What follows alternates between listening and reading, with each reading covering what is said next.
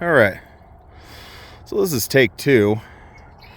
Unfortunately, my video started over there, but I accidentally pressed some buttons on my phone and stopped the video, so we're going to start all over again from scratch. So what I'm standing on, what's left, what remains, is the cut from an old rail line that used to run through here many years ago. And actually you can tell right here, this is the old bridge made from creosote timber that's still standing here today. Now, based on what little information I can find, the Chicago, they call it Chicago Rock Island Pacific Railroad, used to run all the way out here. What little information I can find on the Chicago Pacific Railroad, they guess they went defunct. They went out of business back in 1980. Now, I have no idea when this particular rail line was actually ripped out.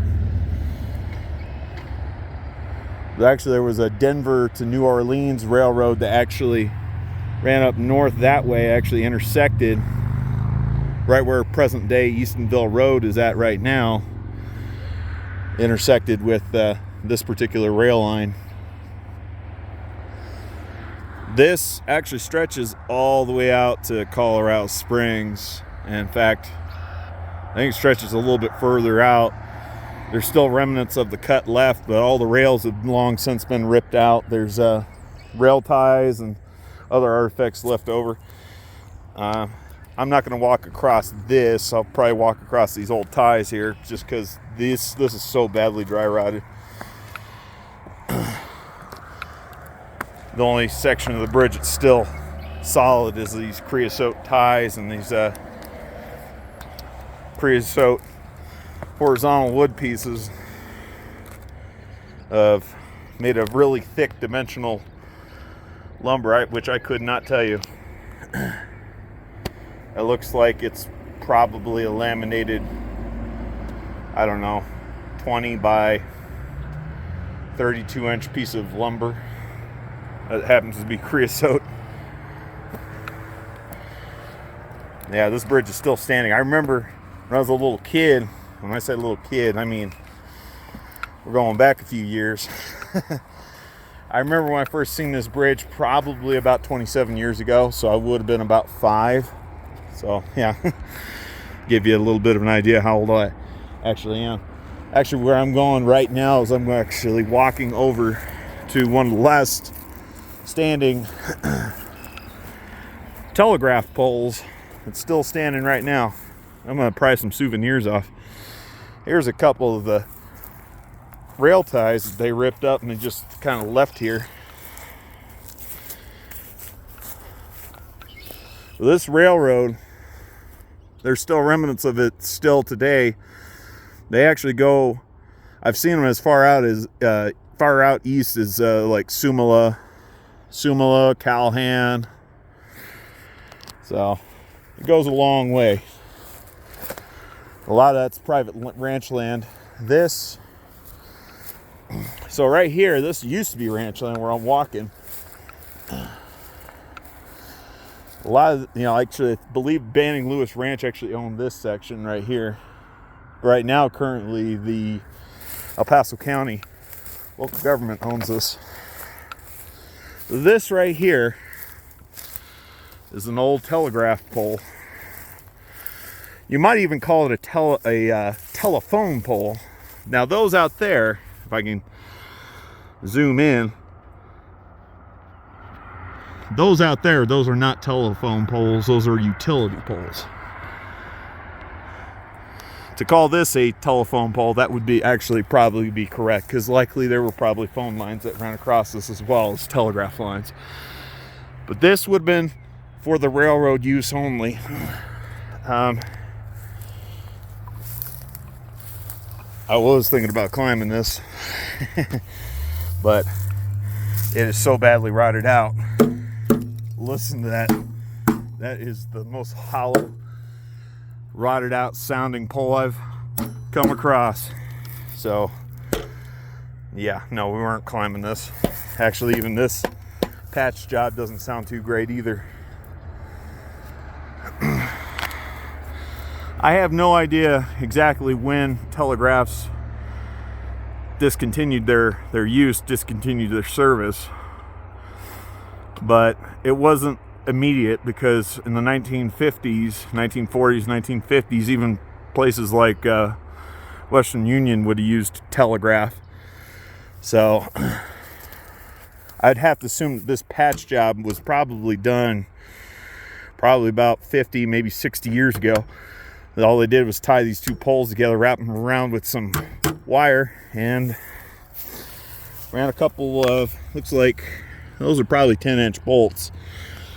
Might be 12-inch bolts. But I got my Lowell wrench, and I'm going to see about stealing me some bolts. Not like anybody's going to be missing them. And then we will go back across the road, and I will show you some other artifacts that happen to still be standing left from the railroad. All right, here's one of the souvenirs I managed to take off this pole. Square bolt, square nut. Believe it or not, they're actually still using this hardware today on present day utility poles. Yeah, this looks to be about a 10-inch bolt. Unfortunately, I'm not gonna have enough daylight to take this one off too, but I will. I'll come back and take that. Well, it's just an interesting patch job, and these are square washers. They still use these today, these square washers. In fact, same dimensions too, 2-inch by 2-inch.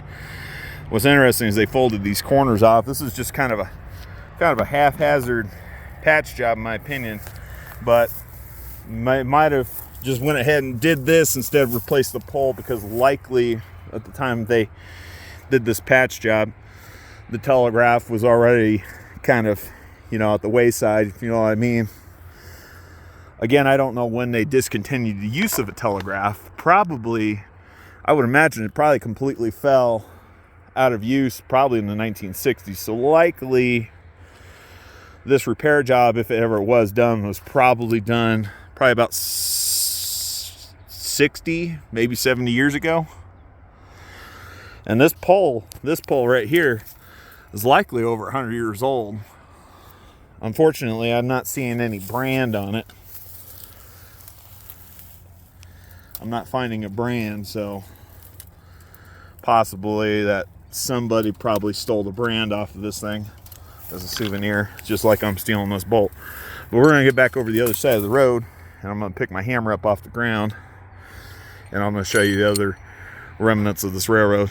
Yeah, this is one of the many few bridges that are left standing.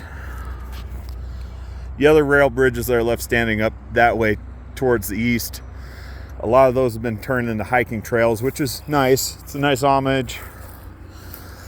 I'm glad they kept those alive, kept them existing, and glad they didn't just rip them out. I have a feeling that because they put this crosswalk here, and because the trail begins on the other side of that fire department, likely they're probably going to extend this trail out this way, because this is all county land right here, El Paso County land. And they're probably extending the trail out towards Colorado Springs. Okay, now we're on the other side of the cut. A lot of the cut got kind of destroyed over the years, partly because they built this intersection here. This intersection's only been here for maybe a year and a half. So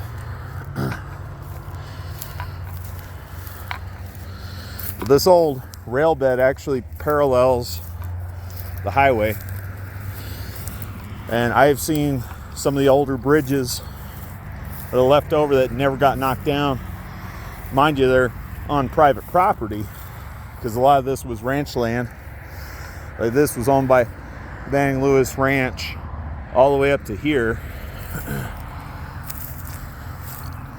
I have no idea, again, when this particular rail line was ripped out. I just know that the Chicago Rock Island Pacific rail line went defunct in 1980.